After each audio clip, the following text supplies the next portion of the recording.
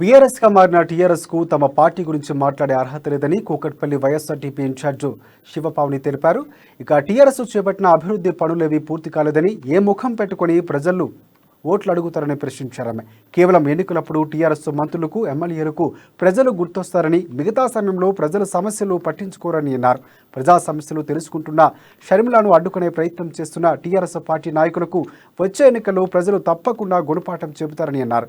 టీఆర్ఎస్కి భయం పుట్టుకుందని చెప్పుకోవాలి.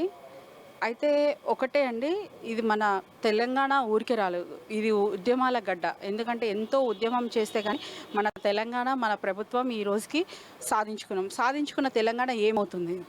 అసలు ప్రజలకి న్యాయం జరగట్లేదని ప్రజలు ఆవేదనలో ఉండగా నేనున్నాను అంటూ షర్మిలక్క గారు కంకణం కట్టి ముందుకు వచ్చారు. ప్రజలు అంగీకరిస్తున్నారు తప్ప నాయకులు అంగీకరించలేని పరిస్థితి. ఎందుకంటే వాళ్ళు చేసిన తప్పులు వాళ్ళు చేసినవి ఇవి మీరు చేయలేదు అని అడిగితే వాళ్ళు జీర్ణించుకోలేక చేసి వాళ్ళు ఆపుతున్న ప్రయత్నం మాత్రమే. మా పాదయాత్ర ఆగదు. కోర్టు ద్వారా మేము ఖచ్చితంగా మళ్ళీ దీన్ని ఇంకో పునరావృతం చేస్తాము. అలాగే అసలు ఒక మాట అండి, వీళ్ళు టీఆర్ఎస్ వారికి ఎలాంటి రైట్ ఉంది? వీళ్ళు ఆల్రెడీ భారత రాష్ట్ర సమితి అని ఒక పార్టీని, టీఆర్ఎస్ని మార్చుకున్నారు. వాళ్ళు అసలు తెలంగాణ గురించి ఇంకా మాట్లాడే అర్హత వాళ్ళకి